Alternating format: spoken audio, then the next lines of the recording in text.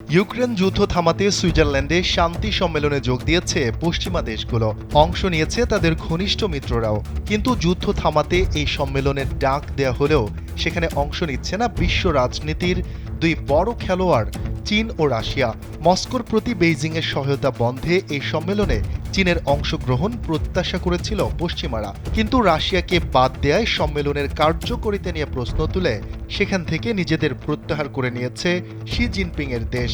একে যুক্তরাষ্ট্র ও ইউক্রেনের বড় কূটনৈতিক পরাজয় হিসেবে দেখছেন আন্তর্জাতিক রাজনীতি বিশ্লেষকরা।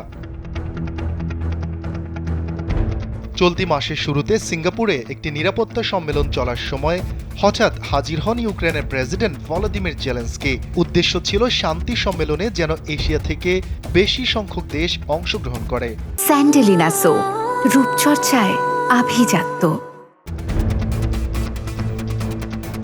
সংবাদ মাধ্যমগুলো বলছে বেশ কয়েকটি দেশের প্রতিনিধিদের সঙ্গে দেখা করে তাদের সুইজারল্যান্ডে যাওয়ার জন্য অনুরোধ করেন ইউক্রেনীয় প্রেসিডেন্ট, কিন্তু কাজ তেমন হয়নি। নিশ্চিত প্রতিশ্রুতি পান শুধু সিঙ্গাপুর, পূর্ব তিমুর, ফিলিপাইন ও থাইল্যান্ডের কাছ থেকে, আর অনেক দেশ পাঠিয়েছে নিচু পর্যায়ের প্রতিনিধি।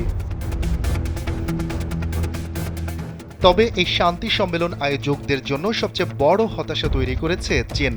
বেইজিং বেশ কিছুদিন আগেই জানিয়ে দিয়েছে রাশিয়ার অনুপস্থিতিতে ইউক্রেন যুদ্ধ নিয়ে কোনো শান্তি বৈঠক অর্থহীন, সুতরাং তারা সেখানে যাবে না।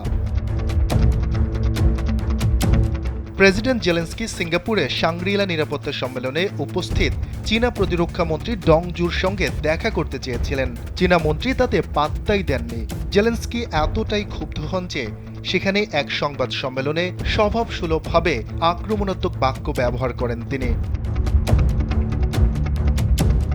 জেলেনস্কি অভিযোগ করেন শান্তি সম্মেলন ব্যর্থ করতে রাশিয়ার চেষ্টায় চীন সহায়তা করছে, সম্মেলন বর্জনে বিভিন্ন দেশের ওপর চাপ তৈরি করছে। বেইজিং অবশ্য সঙ্গে সঙ্গেই জবাব দিয়েছে, বলেছে এই অভিযোগ মন গড়া।